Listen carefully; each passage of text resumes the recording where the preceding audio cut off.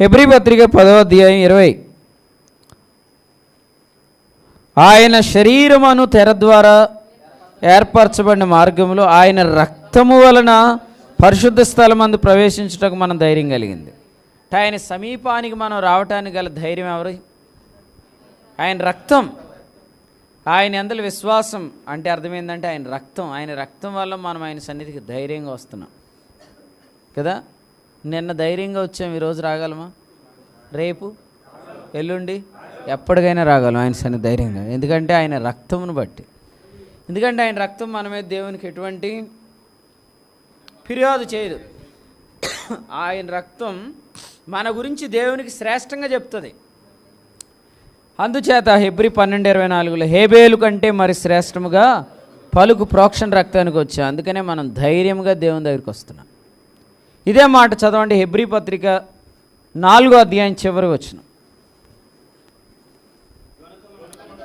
గనుక మనము కనికరింపబడి సమయోచితమైన సహాయం కొరకు కృప పొందునట్లు ధైర్యంతో కృపాసనం నద్దకు వస్తున్నాం. ధైర్యంతో రావడానికి మూలమేంటి? ఆయన రక్తం. ఆయన రక్తాన్ని బట్టి ధైర్యంగా వస్తున్నాం కాబట్టి సమయోచితమైన సహాయం కొరకు కృప పొందుతున్నాం. అయితే ఇప్పుడు మనం చదువుకున్న వచనంలో ఈ అనుభవం ఎవరికి జరగబోతుంది అంటున్నాడు? ఇశ్రాయేలుకు జరగబోతుంది అంటున్నాడు. ఈ అనుభవం ఇశ్రాయేలుకు జరగబోతుంది అంటున్నాడు. ఇశ్రాయేలీలు ఇప్పుడు ఎక్కడున్నారు? చెదరిపోయి ఉన్నారు. చెదరిపోయిన వారందరినీ ఆయన ఎంత సమకూరుస్తాడంటే వారు నాకు సమీపంగా వస్తారు. ఓకే, నా సమీపంగా వస్తారు, నా ఎదుటికి వస్తారు అని ఆయన చెప్తున్నాడు అనమాట. అసలు ఆయన ఎదుటికి రావటం, ఆయన సమీపానికి రావటం అనేది ఆయన రక్తం వల్ల జరుగుతుంది అని మనం చెప్పుకున్నాం కదా మన విషయంలో. ఆ రక్తం అనే దాని బదులు ఇలా చెప్పవచ్చు, ఆ రక్తము వలననైన నిబంధన. కొరింథీ పత్రిక 11:25 కదా. ఆ రక్తం వలనైనా నిబంధన. అలాగైతే ఇశ్రాయేల్ కూడా ఇప్పుడు ఎక్కడెక్కడో చెదిరిపోయింది, కానీ ఇప్పుడు ఎక్కడ రాబోతుంది? ఆయన ఎదుటికి, ఆయన సమీపత్వానికి రాబోతుంది. దానికి కారణం ఏమైద్ది? నిబంధన కదండి. ఆ మాట చదువుదామా? రోమీలకు రాసిన పత్రిక 11వ అధ్యాయం 27 చదవండి. విమోచకుడు సియోనులో నుండి వచ్చి యాకోబులో నుండి భక్తిహీనతను తొలగించును. నేను వారి పాపములను పరిహరించినప్పుడు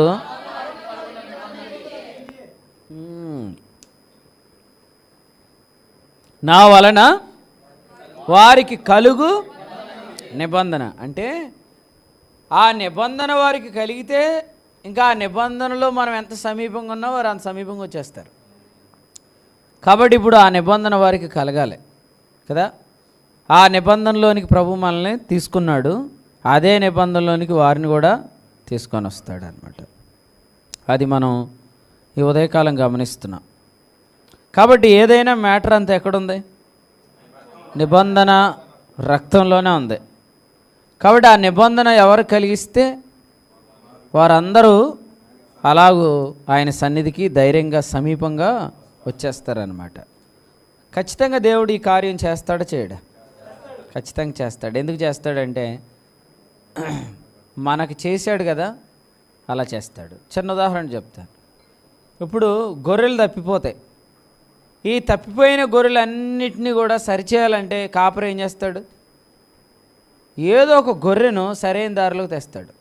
అప్పుడు మిగిలిన గొర్రెలన్నీ కూడా దాన్ని చూసి సరైన త్రోవలోకి వచ్చేస్తాయి.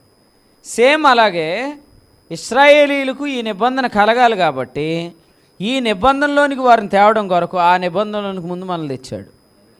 అర్థమైందా? అందుకనే మనం ఈ నిబంధనలో రోమీలకు రాసిన పత్రికలో మాట చదువుతాను చూడండి, 9:30. అట్లయితే మనం ఏమందము? నీతిని వెంటాడని అన్యజనులు నీతిని అనగా విశ్వాసమూలమైన నీతిని పొందిరి అని చెప్పాడు. అయితే రోమీలకు రాసిన పత్రిక 10వ అధ్యాయంలో ఏముంది?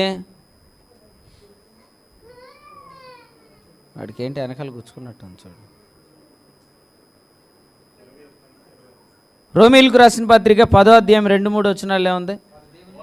వారు ఆ నీతికి లోబడలేదు అన్నాడు. దేవుని నీతికి లోబడలేదు. వారు దేవుని నీతికి ఎందుకు లోబడలేదు? ఎందుకు లోబడలేదు అక్కడ చదవండి. వారు దేవుని నీతిని ఎరుగాక. దేవుని నీతి అంటే ఏంటి?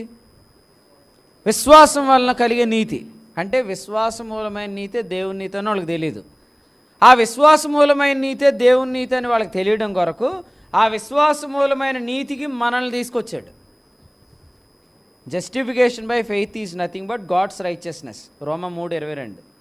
ఆ నీతి వారికి తెలియదు కాబట్టి వారు ఆ నీతికి లోబడలేదు. కాబట్టి ఆ విశ్వాసమూలమైన నీతి ఎవరికి ఇచ్చాడు? మనకిచ్చాడు. కాబట్టి అది వారికి కలిగిద్ది. ఒక్కటి గుర్తుపెట్టుకోండి, సంఘం అనేది భూమి మీద ఉందంటే ఇశ్రాయేల్ సమకూర్పు జరగబోతుందని అర్థం అంతే. ఎందుకంటే సంఘాన్ని ఎందుకు పెట్టాడు? ఆ తప్పిపోయిన ఇశ్రాయేల్ని సమకూర్చడానికి అని కూడా మీరు నమ్మాలి. సంఘాన్ని ఎందుకు పెట్టాడు? ఆ తప్పిపోయిన ఇశ్రాయేల్ను సమకూర్చడానికే. ఎందుకంటే సంఘం అనేది ఇక్కడ మరి తప్పిపోయిన ఇశ్రాయేలీలందరికీ రూట్ చెప్పడం కొరకు ప్రభు లేపాడు. ఇప్పుడు ఉదాహరణకి మనం 2 చదువుకున్నాం. ఒకటి, వారికి కలుగు నిబంధన అన్నాడు. ఆ నిబంధనలోనికి మనల్ని తెచ్చాడు. 2, వారికి విశ్వాస మూలమగు నీతి తెలియాలి. అందుకని విశ్వాస మూలమగు నీతిలోకి మనల్ని తెచ్చాడు. దేర్ఫోర్ ఇప్పుడు ఈ 2000 సంవత్సరాల సంఘ ప్రణాళిక అంతా ఎందుకు జరుగుతుంది? ఆ చెదిరిపోయిన 12 గోత్రికల్ని ఏకముగా సమకూరుస్తాడు. అందుకే జరుగుతుంది. ఇది మీకు ఓకేనా? ఓకే, దేవునికి స్తోత్రం. అయితే ఇది మనము ప్రభువుని స్తుతించాలన్నమాట. అలాగైతే నేను ఒక మాట ఇలా చెప్తాను. మన విశ్వాస మూలంగా నీతిమంతులుగా తీర్చబడటం ద్వారా ఏం జరిగింది అనేది ఒకసారి చూడండి. గల్తీలకు రాసిన పత్రిక 3:8.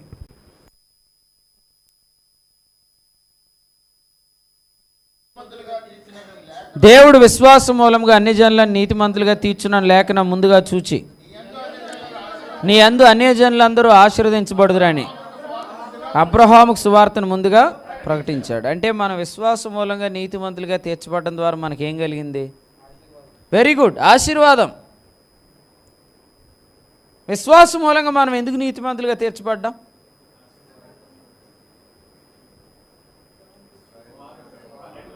ఇశ్రాయేలుకు విశ్వాస మూలమగు నీతిని పరిచయం చేయడానికి కదా, అంతేనా?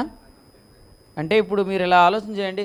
ఇశ్రాయేలులకు విశ్వాస మూలమగు నీతిని పరిచయం చేయటం కొరకు పరిచయం చేస్తాం కాబట్టి దేవుడు మనల్ని ఏం చేశాడు? అందుకే చెప్పాడు, నిన్ను ఆశీర్వదించే వారిని నేను ఆశీర్వదిస్తాను. ఇశ్రాయేలీలకు ఆశీర్వాదం అయ్యాం మనం, అందుకని దేవుడు మనల్ని ఆశీర్వదిస్తున్నాడు. ఇప్పుడు మీరు ఎంత గట్టిగా అడగాలి ఆశీర్వాదాన్ని? మీకు అర్థమైందా? ఇశ్రాయేలును దీవించువాడు దీవించబడతాడు, అంతే. మన ఇశ్రాయేల్ని దీవించడానికి లేపబడిన జనాంగం. ఇశ్రాయేల్కి ఏం పరిచయం కావాలా?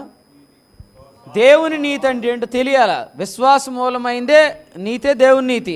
ఆ డెఫినేషన్ మన ద్వారానే తెలుస్తుంది వాళ్ళకి. నేను చాలాసార్లు చెప్తుంటే చాలామంది ఇది ఎలాగ సాధ్యం అనుకుంటారు. ఇది సంఘము ద్వారానే తన యొక్క నానావిధ జ్ఞానము ఇప్పుడు వారికి తెలియబడిన వాళ్ళని ఉద్దేశించాడని ఎఫెసీ పత్రిక 3:8-11 వచనాలు ఉన్నాయే. సంఘం ద్వారానే ఇశ్రాయేలుకి సువార్త తెలుస్తుందని నేను అంటున్నప్పుడల్లా మీరు ఆశ్చర్యపోవచ్చు. మరి సంఘం ద్వారా తెలియకపోతే ఎలా తెలుస్తుంది? ఎందుకంటే justification by faith is nothing but God's righteousness అనే వివరణ వాళ్ళకి తెలియచేయడానికే జస్టిఫికేషన్ బై ఫెయిత్ అనే దానిలోకి మనం తీసుకొచ్చాడు. తీసుకురావడం వల్ల మనం బ్లెస్ చేయబడ్డామంటే ఇండైరెక్ట్గా ఇశ్రాయేలుని దీవించడం వల్ల మనం దీవించబడ్డాం. మీకు అర్థమైందా? ఇప్పుడు బిలాము ఏమని తెలుసుకున్నాడు? ఇశ్రాయేలును దీవించడం యెహోవా దృష్టికి మంచిదని తెలుసుకున్నాడు. మీరు చెప్పండి, ఇశ్రాయేలుని దీవించడం యెహోవా దృష్టికి మంచిదా కదా? ఎందుకు? అసలు ఇశ్రాయేలుని దీవించినందుకు మనల్ని ఆయన ఏం చేశాడు? ఆశీర్వదించాడు. ఆ ఆశీర్వచనం చెప్పండి. గల్తీ పత్రిక 3:13 ఉన్న ఆశీర్వచనం. అబ్రహాం పొందిన ఆశీర్వచనం ఏది? అన్ని జనులమైన మనకు కలిగిన ఆశీర్వచనం ఏది? ధర్మశాస్త్రం యొక్క శాపం నుండి విమోచించి మనకు కలిగించిన ఆశీర్వచనం ఏది? నీతిమంతుడు విశ్వాసం మూలముగా. అసలు మీరు ఎవరైనా చెప్పండి, నీతిమంతుడు విశ్వాసం మూలంగా జీవించడం అంటే ఏంటి? అదొక జీవన విధానం. ఇప్పుడు ఇక్కడ ఉన్న మీరు అందరూ జీవిస్తున్న జీవన పద్ధతి అదే. బయట వాళ్ళు ఎవరికి తెలియదు ఈ పద్ధతే. మనం కూడా వాళ్ళకి రోజు టిఫిన్ తింటున్నాం, అన్నం తింటున్నాం, రాత్రి అన్నం తిని పడుకుంటున్నాం అనుకుంటున్నారు వాళ్ళు, అంతే. కానీ the way of living is different.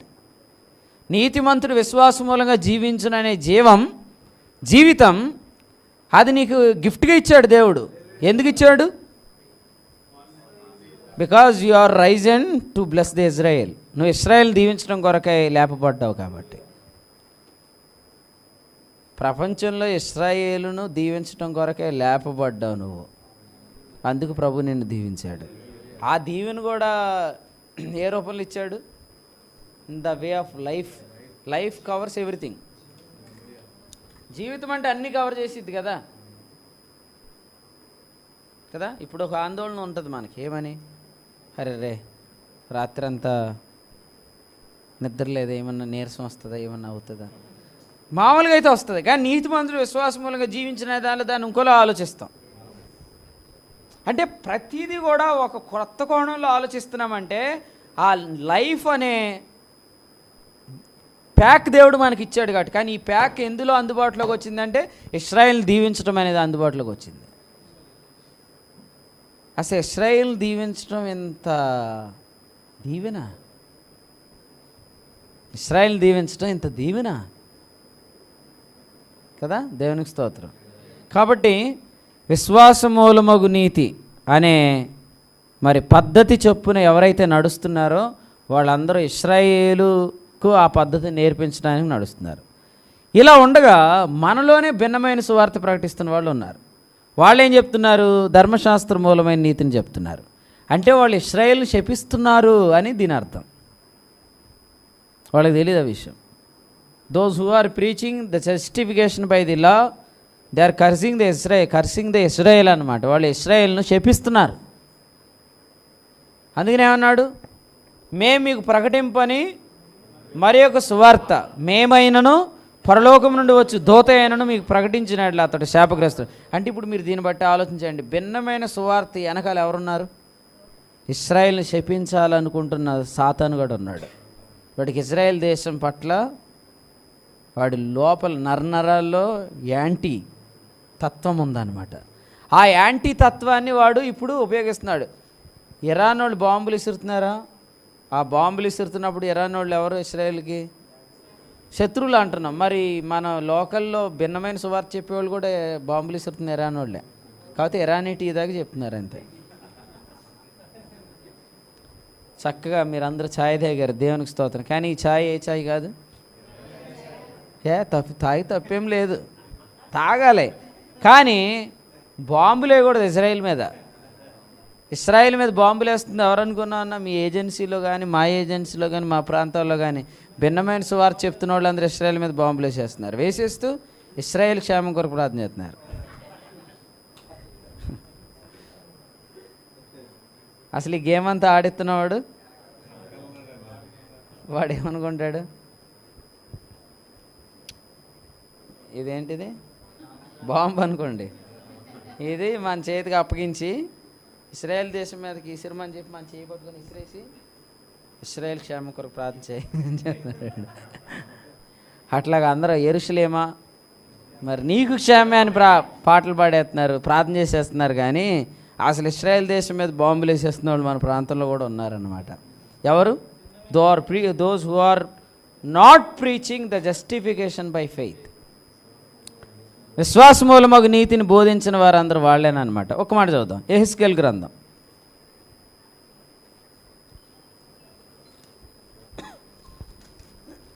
యెహెజ్కేలు గ్రంథంలో 34వ అధ్యాయం. యెహెజ్కేలు గ్రంథం 34వ అధ్యాయం 19.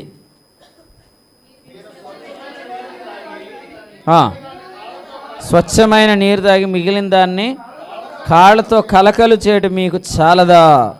17, 18. విశేషముగా మేతమేసి మిగిలిన దాన్ని కాళ్ళతో త్రొక్కుట మీకు చాలదా?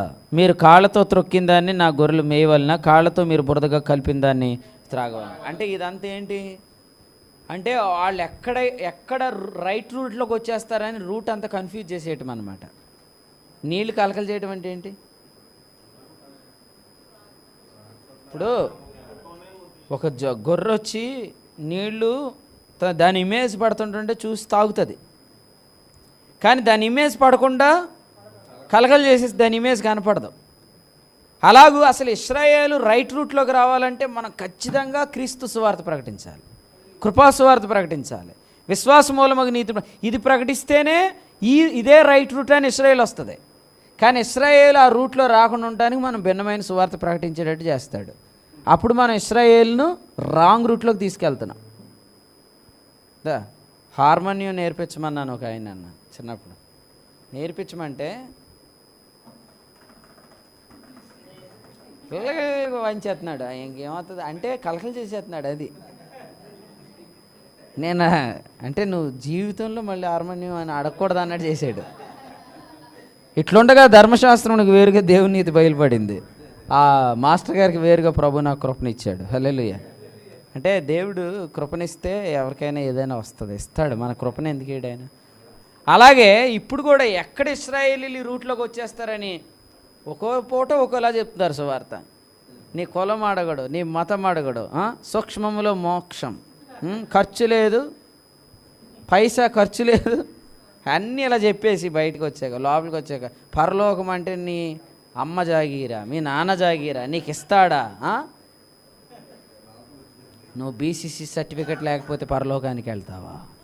బయట ఏమో నీ కులం అవసరం లేదు, నీ మతం అవసరం లేదు అంటే పూటకో గాస్పల్ చెప్తారు. అంటే ఇదంతా కలకలు చేసేయటం అన్నమాట. ఈ కలకలన్నీ ఎందుకు చేస్తున్నారు?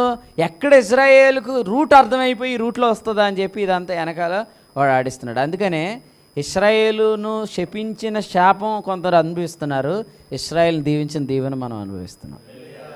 ఎందుకు? మనం స్కాలర్సా? కొరింథీయులకు రాసిన 2:14 అన్నాడు, ఈ పరిచర్య పొందినందున కరుణించబడిన వారము అధైర్యపడము అని చెప్పాడు. అంతే. అంటే మనము చేస్తున్న పనులలో ఏంటంటే మన చేతులు ఎత్తి ఇశ్రాయేల్ని దీవిస్తున్నాం. అదన్నమాట. దేవునికి స్తోత్రం. అవునా కదా? రైట్. అసలు ఇశ్రాయేల్ని దీవించే భాగ్యం ప్రభు మనకిచ్చాడు. ఇప్పుడు మీరు ఆలోచన చేయండి, ఇశ్రాయేల్ని దీవించినందుకు మనకేమొచ్చింది? పౌలురాజు అన్న, ఎవరి ఆశీర్వాదం అంటే ఇది? అబ్రహాం పొందిన ఆశీర్వాదం. అవునా కదా? అబ్రహాం పొందిన ఆశీర్వచనం వచ్చింది. అసలు అబ్రహాముని ఎవరు దీవించారు? మెల్కీసెదెకు కదా. మీరు ఇప్పుడు ఆలోచన చేయండి, మనం ఇశ్రాయేల్ 12 గోత్రికులను దీవిస్తున్నామంటే, వాళ్ళకి దారి చూపిస్తున్నామంటే మనం అబ్రహామును దీవించే మెల్కీసెదెకు క్రమంలో ఉన్న యాజకులం కాబట్టే. అర్థమైందా? దేవునికి స్తోత్రం. మీరు ఆలోచన చేయండి, దేవుడు ఇశ్రాయేల్ని దీవిస్తే దీవిస్తాను, నిన్ను శపిస్తే శపిస్తాను అన్నమాట మొదట ఇశ్రాయేల్తో కాదు, అబ్రహాంతో చెప్పాడు. ఆదికాండం 12 ఏమన్నాడు? నిన్ను ఆశీర్వదించువారు నేను, నిన్ను శపించువారు. అసలు ఎందుకని ఉంటాడంటే ఆ అబ్రహాము గర్భములో ఉన్న 12 గోత్రికులు ఇశ్రాయేల్ని చూసి అన్నాడు. జాగ్రత్తగానండి, నిన్ను ఆశీర్వదించువారు నేను ఆశీర్వదిస్తాను, నేను శపించువారిని నేను శపిస్తానని అబ్రహాము గర్భములో ఉన్న 12 గోత్రికులను చూసి అన్నాడు. అవునా కదా? ఇప్పుడు అలాగైతే అలాగూ దీవించేవారిగా ఎవరిని చూశాడు? మళ్ళీ అబ్రహాములో నుంచి అన్ని జనులు చూశాడు. ఓకే, వీళ్ళు దీవిస్తారు, సో వీళ్ళని నేను దీవిస్తానని అబ్రహాం పొందిన ఆశీర్వచనం మనకిచ్చాడు. అర్థమైంది? ఇది అంతా, ఈ స్టోరీ అంతా ఆదికాండం 12లోనే ఉంది. ఆదికాండం 14లోకి వస్తే అబ్రహాము అంటే వాగ్దానములను పొందినవాడు. ఇంకా చెప్పాలంటే 12 గోత్రికుల ఇశ్రాయేలీలను తన గర్భములో కలిగిన వాడైన అబ్రహామును మెల్కీసెదెకు దీవించాడు. ఇప్పుడు మనం అబ్రహామును దీవిస్తున్న వారమయ్యాం. 12 గోత్రికులు దీవిస్తున్నామంటే అబ్రహాం దీవిస్తున్న వారమయ్యాం. అంటే అర్థం ఏంటంటే మెల్కీసెదెకు క్రమంలో చేరిన యాజకులుగా చేశాడు. దేవునికి స్తోత్రం. అందుకని మీరు ఎక్కడున్నా మీ ఐడెంటిటీ ఏంటనుకున్నారు? మేము ఇశ్రాయేలును దీవించేవారము. ఇశ్రాయేల్ దీవిస్తే నువ్వు ప్రపంచాన్ని దీవించినట్టే. ఎందుకంటే రేపు ప్రపంచాన్ని ఏలేది ఇశ్రాయేల్ రాజే. హల్లెలూయా.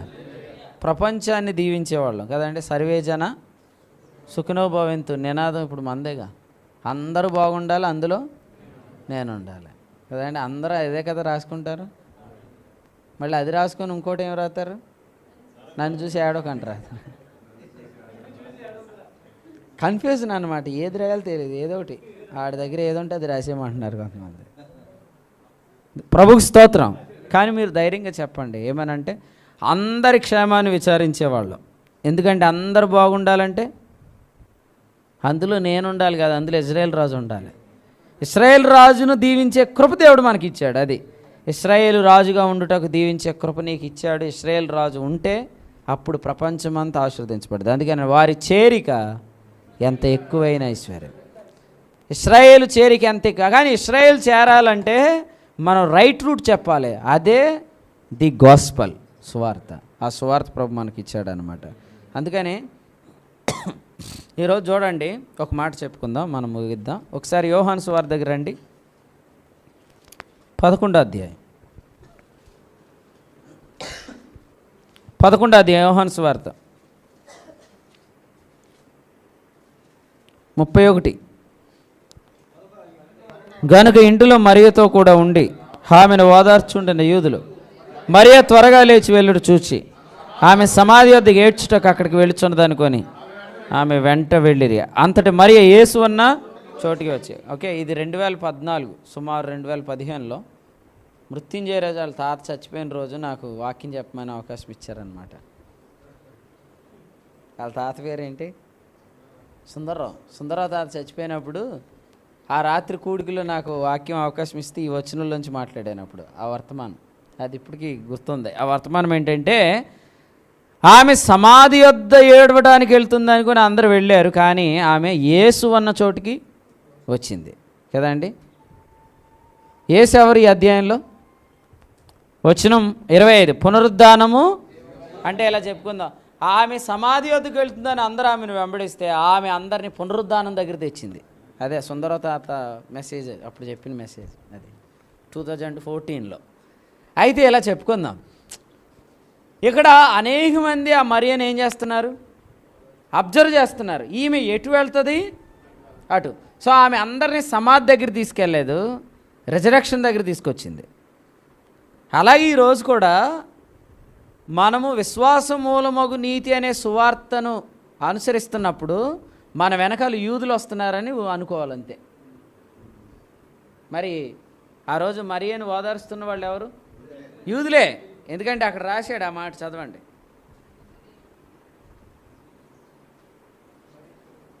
అంతటా మరియతో కూడా ఉండి ఆమెను ఓదార్చున్న యూదులు అంటే ఈమె సమాధి దగ్గరికైనా వెళ్ళొచ్చు, యేసు దగ్గరికైనా వెళ్ళొచ్చు. 2 ఆప్షన్స్ ఆర్ దేర్. బట్ ఆమె ఏ ఆప్షన్ క్లిక్ చేసింది? సమాధి దగ్గరికి పోవాలా. ఎందుకంటే సమాధి అంటే ఏంటి? అసలు ప్రపంచంలో సమాధి నిర్వచనం చెప్పాలంటే మీరు ఎలా చెప్తారు? యేసు లేని చోటు, అంతే. యేసు లేని చోటు. చదవండి, మళ్ళీ అలా చదవండి.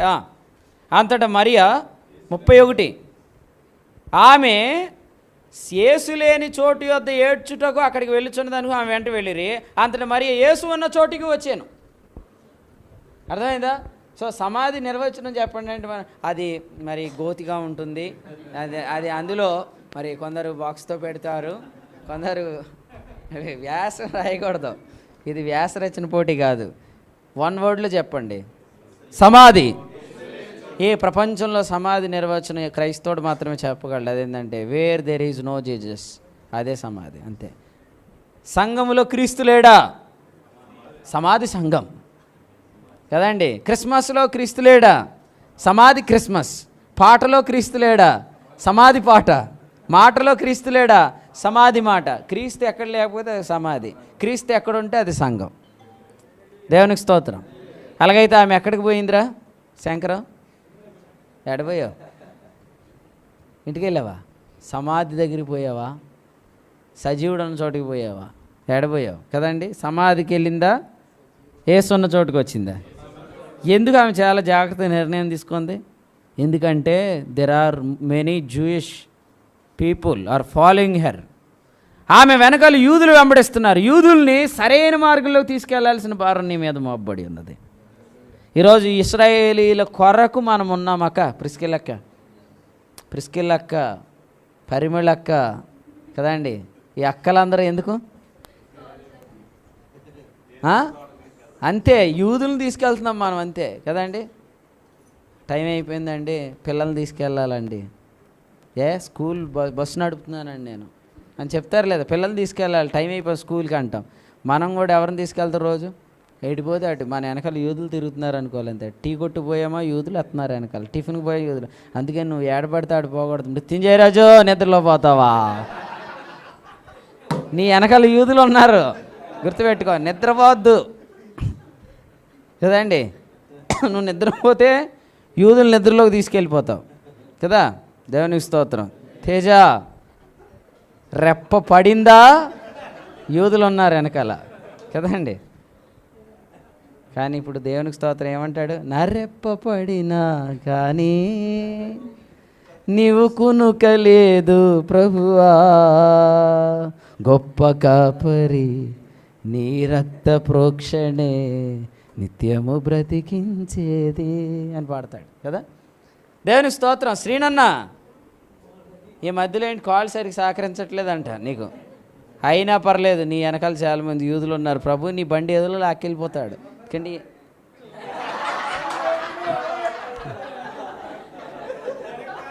నన్ను చెప్పనవా, సరేలే, ప్రభుకు స్తోత్రం కదండి. అంటే అసలు శ్రీనన్నకి ఈ మధ్యలో కాళ్ళు నొప్పులు అవుతుందని సిస్టర్ చెప్పారు, కానీ ప్రార్థన చేయాల్సిన అవసరం ఏందో ఆశీర్వచనం ఇచ్చేసాను నేను యేసుప్రభునాలు. ఎందుకంటే ఆయన చాలామంది యూదులను వేసుకొని తిరగాల్సినాడు, ఎంతోమంది యూదులకు దారి చూపించాల్సినాడు. ప్రభువే నీ కాలు బాగు చేసుకుంటాడు అంతే, అంతే కదా. మరి ప్రభుకు స్తోత్రం చెల్లిద్దాం. ఎందుకంటే ప్రభు ఈ దినాల్లో మనకి ఒక వాగ్దానం చేశాడు. నీకు ఈ వాగ్దానం, ఈ ఉదయకాలం శ్రీనన్న కొరకు ఒక వాగ్దానం చదువుదాం రండి. మన ఇర్మియా గ్రంథం 30వ అధ్యాయం కదా, అంతేనా. ఇర్మియా గ్రంథంలో ఒక వాక్యం, ఒక వాగ్దానం శ్రీనన్న కొరకు తీయండి, చిలక తీసినట్టు అంతే. అక్కదే చూడు, అక్క నీకు ముద్దు పేరు అన్నయ్య పెట్టేశాడు ఇక. ప్రభు స్తోత్రం. చదవండి 17.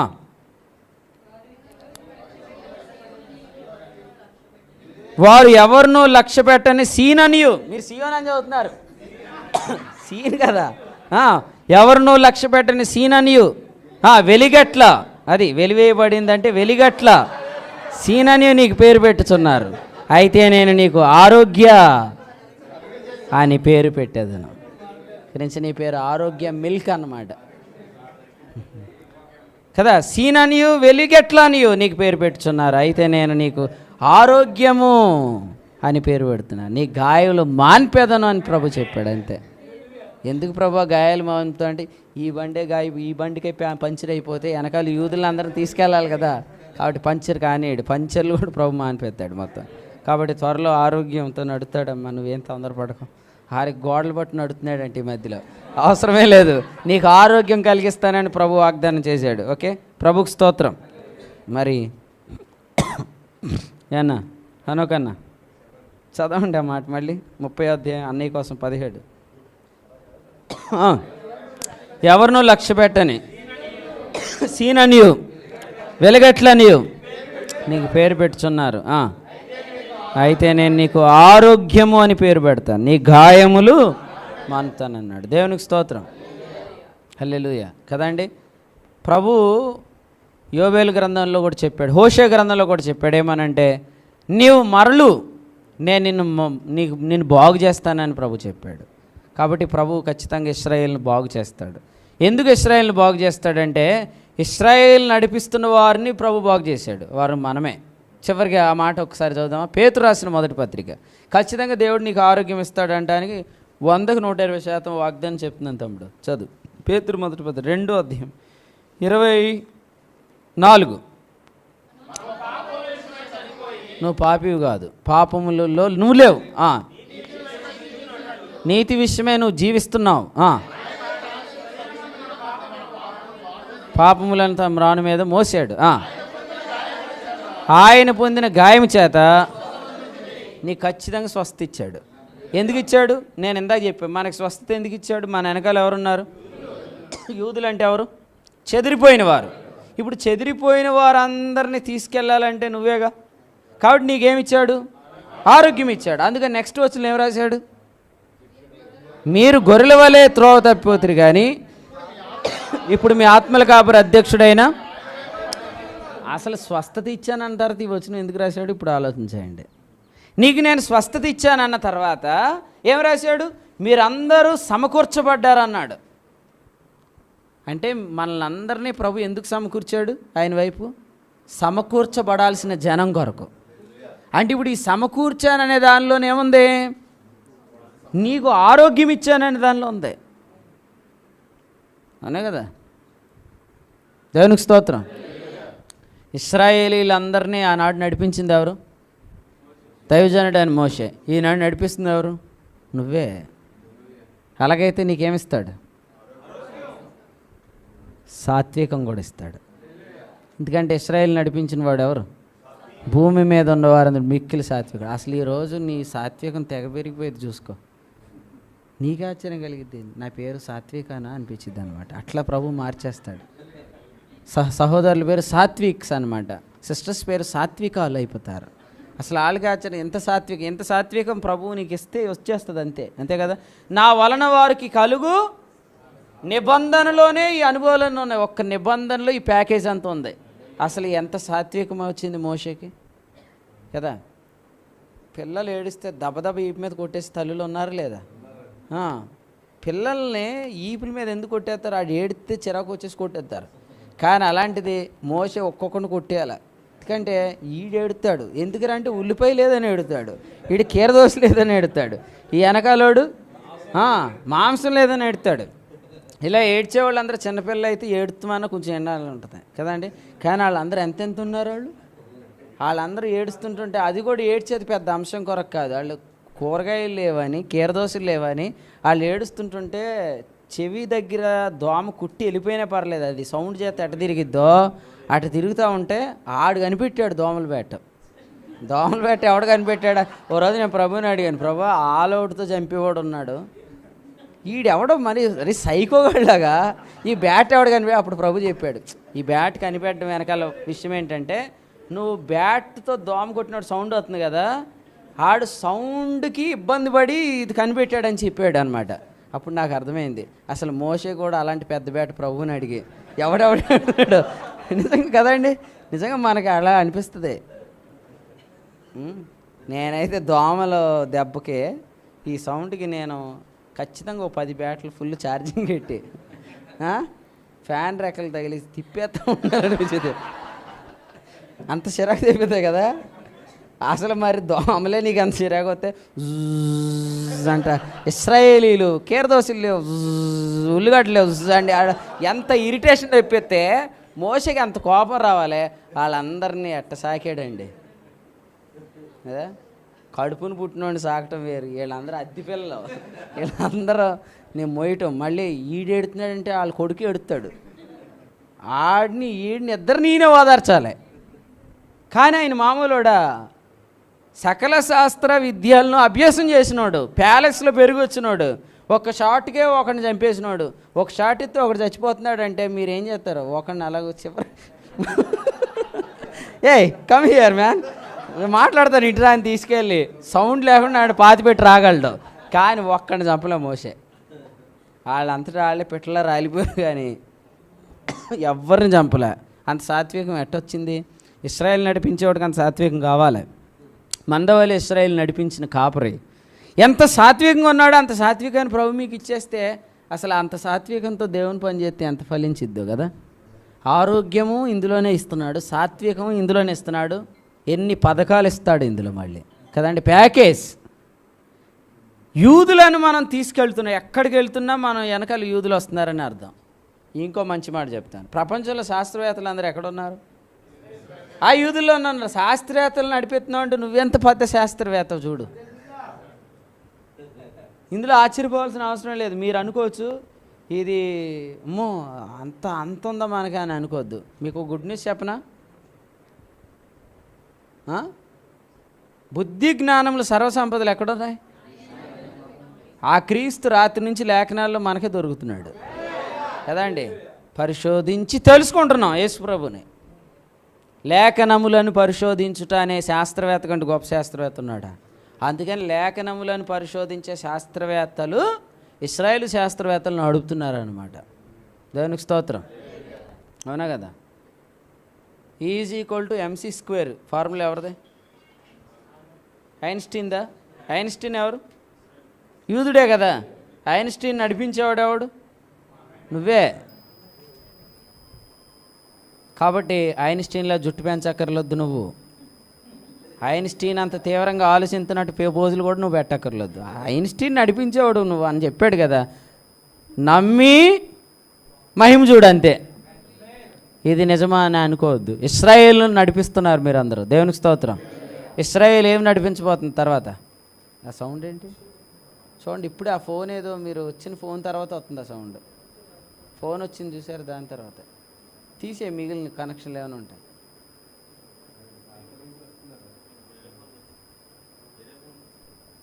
ఓకే, కానీ ఏదో నాయిస్ వస్తుంది కదా, అది తీస్తే తెలుస్తుంది.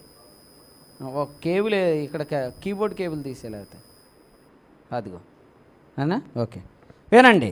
ఇప్పుడు వాళ్ళ సౌండ్ సిస్టమ్ ఆపరేటర్స్. మీరు అసలు ఇశ్రాయేల్ నడిపించేవాళ్ళు అయ్యా. మీరు చాలా తెలివైన వాళ్ళు, శాస్త్రవేత్తలు. మీరు సమస్యను కనుగొనాలి కదండి. ఇప్పుడు చాలా వైద్యంలో, విద్యలో అన్ని విధాలుగా జ్ఞానవంతులు అందులోనే ఉన్నారు. కానీ వారికి ముందు ప్రభు నిన్ను ఉంచి నడిపిస్తున్నాడు. అప్పుడు మనం ఏం ఆలోచించవచ్చు? ఇప్పుడు ఎన్ని నిందలు పడాలి? మీ పిల్లల్ని స్కూల్కి పంపించట్లేదని ఒక నింద ఉందా లేదా? ఎవరికి అక్కకు ఉంది. అప్పుడు ఉన్నప్పుడు మనం ఏమనాలంటే, అసలు ఇశ్రాయేల్ దేశంలో శాస్త్రవేత్తలు మేము నడిపిస్తున్నాం కదా, ఇంకా మేము స్కూల్కి ఎందుకు పోవాలని అలా, అంతే కదా. వెర్రి వాళ్ళే మాట్లాడుచున్నాను సుమా. వారు హెబ్రీలా, నేను హెబ్రీలు నడిపించేవాడిని అనాల. దేవునికి స్తోత్రం. అలా మీరు ఆలోచిస్తే అసలు ప్రభు ఆరోగ్యం మనకు ఖచ్చితంగా ఇచ్చాడు అని నమ్ము అంతే. ఎందుకంటే పేతురు 1:24-25 కనెక్షను ఈ వివరణ తప్ప మీరు ఇంకే వివరణలో పొందలేరు. ఆయన పొందిన గాయముల చేత మీరు స్వస్థత నొందిరి. అక్కడితో చాప్టర్ క్లోజ్ చేయాలి. దాని నెక్స్ట్ లైన్లో మీరు గొర్రెల వలె దారి తప్ప. ఇది ఎందుకు రాశాడు? ఎందుకంటే మీ మీద బాధ్యత ఉంది. మీరు ఆత్మల కాపరి అధ్యక్షుడి వైపు మళ్ళారు. అయితే మీరు చెదిరిపోయిన గొర్రెలను ఇప్పుడు సమకూర్చే పనిలో ఉన్నారు. కాబట్టి మీకు ఆరోగ్యం ఇవ్వటం దేవుని చిత్తమే. అందుకని దేవుడు ఆరోగ్యం ఇచ్చాడు. ఇప్పుడు మీరు చెప్పండి, నయోమి ఎవరు?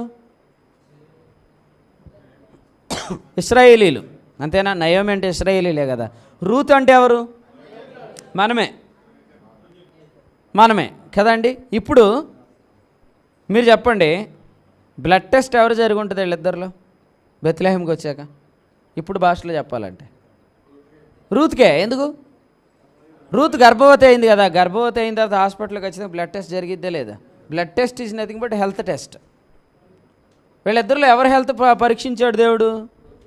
రూత్ ఆరోగ్యంగా ఉండాలి, ఎందుకంటే నయోమి నామే నడిపించేది కాబట్టి. దేవునికి స్తోత్రం. అందుకనే మీరు ఆలోచిస్తే రూత్ గురించి 2 ముఖ్యమైన వివరాలు నేను ఎప్పుడు చెప్తాను. ఇది ఒక హెల్త్ బులెటిన్. ఏంటంటే రూతు ఒక యవనస్తురాలు అని దేవుడు రాయించాడు 4వ అధ్యాయంలో. 2 రూతుకు గర్భము దేవుడు అనుగ్రహించాడు. అంటే ఆమె గొడ్రాలు. ఒకప్పుడు మీరు చదివితే 10 ఏండ్లు పెనిమిటితో గొడ్రాలు, కానీ ఆమెను దేవుడు దర్శించాడు. అంటే ఆమె హెల్త్ దేవుడు ఎందుకు బాగు చేశాడు? ఎందుకంటే ఆమె ఇశ్రాయేల్ లీడ్ చేస్తున్న ఒక అన్ని జనరాలు కాబట్టి. ఓకేనా? ఒకటి యవ్వనం. యవ్వనం అంటే బలం. దానికి అపోజిట్ వర్డ్ చెప్పండి. బలహీనత, నీరసం, కిల్యోను. ఆరోగ్యం లేదా స్వస్థత, దానికి అపోజిట్ వర్డ్ మహులోను. మోయాబులో మహులోను, కిల్యోను చచ్చిపోతే ఇశ్రాయేలీలు నడిపిస్తున్న రూత్కి మహులోనుకి ఇచ్చిన రోగానికి బదులుగా స్వస్థత ఇచ్చి, కిల్యోనికి ఇచ్చిన బలహీనత బదులుగా బలం ఇచ్చాడు దేవుడు. సో ఇప్పుడు మీరు నమ్మండి, మనకు ఆరోగ్యం ఎందుకు ఇస్తాడు? ఇశ్రాయేల్ కొరకు ఇస్తాడు అంతే.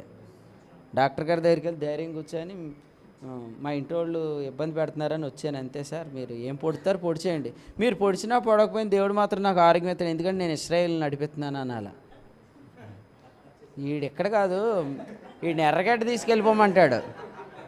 సార్ ఎర్రగడ్డ తీసిపోయిన, మట్టిగడ్డ తీసిపోయిన, మాది పరలోపు గడ్డ అండి బాబు. పరలోపు గడ్డ వర్తమానం ఈరోజు ఉదయకాలం మాకు వచ్చింది. ఏమని? ఇశ్రాయేలు నడిపించేవాడికి ఎప్పటికప్పుడు ఆరోగ్య పరీక్షలు జరుగుతాయి. ప్రభు చెప్తాడు ఏమనంటే, you are healed, you are healed. నువ్వు స్వస్థత నొందావని ప్రభు చెప్పాడు. అంత ధైర్యం ఏంటంటే ఇశ్రాయేల్ నడిపించే వాళ్ళు స్వస్థత కలిగి ఉండాలన్నమాట. దేవునికి స్తోత్రం. చివరి మాట, అసలు ఇశ్రాయేల్లో నిస్సత్తువు చేత తూలినవాడు ఒకడు లేడని ఉంది. అంటే ఇశ్రాయేలీలు చాలా ఆరోగ్యంగా ఉండాలి కదండి. ఇశ్రాయేల్ చాలా ఆరోగ్యంగా ఉండాలంటే వాళ్ళని ఎట్లా నడిపించాలి కదా. కొన్నిసార్లు మనం డ్రైవింగ్ చేసేవాళ్ళు ఎంత బాగా డ్రైవ్ చేస్తారంటే వెనకాల కూర్చున్న వాళ్ళకి అలసటే తెలియదు. కానీ కొంతమంది డ్రైవింగ్ చేస్తే కడుపులో తిప్పుతుంది, ఇక్కడ తిప్పుతుంది, అంటే తిప్పేస్తూ ఉంటుంది అనమాట. ఎందుకంటే వాళ్ళు the way they are driving కడుపులో తిప్పేస్తూ ఉంటుంది. రాజేష్ నన్ను చాలా ఇరిటేటివ్గా చూస్తున్నాడు అనమాట. ఎందుకంటే ఆ దోషం నువ్వే అన్నట్టు ఆడు చూస్తున్నాడు, ఆ కడుపులో తిప్పేది నాకే అన్నట్టు చూస్తున్నాడు, అంతే కదా. అంటే ఎంత బాగా నడిపితే వెనకాల వాళ్ళు అలసిపోకూడదు, అవునా కదా. ఇప్పుడు ఇశ్రాయేల్లో ఒక్కడు కూడా నిస్సత్తు రావట్లేదంటే you have good driving skills also. ప్రభు చెప్తున్నాడు, తమ్ముడు నువ్వు నమ్ము, నాకు బండి సరిగ్గా నడుపుతూ రాదనుకో, నీకు ఉన్నదే గుడ్ డ్రైవింగ్ స్కిల్స్ ఉన్నాయి అంటే నువ్వు మంచి దారిలో కూడా ఇశ్రాయేల్ని తీసుకెళ్లే కృప కూడా దేవుడు నీకు ఇచ్చాడు. హల్లెలూయా. అసలు ఇశ్రాయేల్ని ఏ దారిలో కూడా తీసుకెళ్తే వాళ్ళు అలసిపోరో ఆ దారిలో కూడా నడిపించే స్కిల్స్ ప్రభు నీ బ్రెయిన్లో పెడతాడు. ఎందుకంటే నువ్వు ఇశ్రాయేల్ నడిపించేవాడు కాబట్టి. ప్రతి పనిని ఒక నైపుణ్యంతో చేయటం అనేదాన్ని కృప దేవుడు మనకిస్తాడు. అందుకనే పౌలు అన్నాడు, నేను నేర్పరి అయిన శిల్పకారుని వలె పునాది వేసి తిని అన్నాడు. అంటే చాలామంది శిల్పకారులు ఉన్నారు, కానీ నేను ఎవరినంటే ఒక నేర్పరిలాగా వేస్తానన్నాడు. అంటే ఏ పని చేసినా అందులో నిపుణత గలవాడిని చూచితివా అన్నట్టుగా ప్రభు కృపణిస్తాడు. ఎందుకంటే మనం ఇశ్రాయేల్ నడిపిస్తున్నాం కదా, వాళ్ళు అలిసిపోకూడదు, వారు నిస్సత్తు చేత తూలిపోకూడదు, అంటే వాళ్ళని రైట్ రూట్లో తీసుకెళ్ళాలి. ఓకేనా. దేవునికి స్తోత్రం. ఒకసారి ఒక ఆయన మమ్మల్ని, మన సహోదరుడే ఇప్పుడు కూడా వింటూ ఉంటాడులే అండి, ఎటు పోతే మంచిదంటే అటు పొమ్మన్నాడు, అంతే. ప్రసవేదన రోడ్డు అంతా. అర్థమైంది మీకు? గుర్తొచ్చిందా? ఇప్పటికే ఆయనకి గుర్తే మాకు గుర్తే, మామూలుగా ఉండదు అది. ప్రసవేదన అంటే ప్రసవేదన. అంటే కొంతమంది రూట్ ఎంత బాగా చెప్తారంటే మీరు చాలా ఈజీగా వెళ్ళిపోతారన్న అంటాడు, అందులోనే ఉంటుంది. ఇశ్రాయేల్ని అలా నడిపించొద్దు తమ్ముడు, ఎందుకంటే వాళ్ళు తూలిపోకూడదు ప్రభు చెప్పాడు. అంటే వాళ్ళని అలా నడిపించకూడని స్కిల్స్ నీలో పెడతాడు.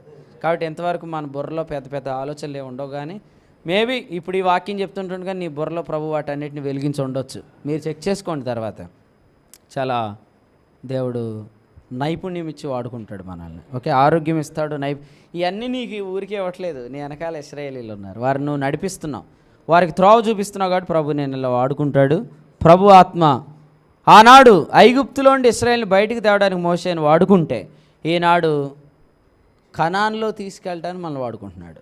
ఐగుప్తులోంచి బయటికి ఎందుకు తెచ్చాడు అంటే ఫైనల్లీ గోల్ మన ద్వారా జరిగించుకుంటున్నాడు. కాబట్టి మోషే ఫేమస్ అయితే మీరు కూడా ఫేమస్ అవుతారు. ఇప్పుడు చివరిలో ఒక మంచి వజ్రం లాంటి ముక్క చెప్పమన్నాడు, చెప్పనా వద్దా? వద్దులే, ఇది తర్వాత చెప్తాను. మళ్ళీ ఇంకో వర్తమానం ప్రిపేర్ అవ్వచ్చు అందులోంచి, వద్దే చెప్పేయాలి అది కూడా. అయితే దేవునికి స్తోత్రం మాట చెప్తాను. మికాయేలుతో వాదించిన అపవాది ఎవరి గురించి వాదించాడు? ఇప్పుడు మనం మోషే కంటే శ్రేష్ఠులం కదా, ఎందుకంటే మోషే ఐగుప్తు నుంచి బయటికి తేవడం వరకే, మనం కనాన్లో ప్రవేశపెట్టే జాబ్ ఇచ్చాడు మనకి. కాబట్టి మోషే జోలికి వచ్చినోడితో మికాయేలు పెట్టుకుంటే మన జోలికి వచ్చేవాడితో మికాయేలు ఇంక గట్టి పెట్టుకుంటాడు. అది వజ్రం లాంటి మాట. ప్రభుత్వాలు మన కొరకే దీవించును కాక. ఆమె ప్రార్థన. ప్రేమగల మా తండ్రి, మీ వందనాలు. ప్రేమించి గత రాత్రి నుండి ఇంతవరకు కనికరించారు. ఇదంతా నీ కృప, నీ కనికరమని నమ్మి స్తుతించి యేసు ప్రభునామములో స్తోత్రిస్తున్నాం తండ్రి.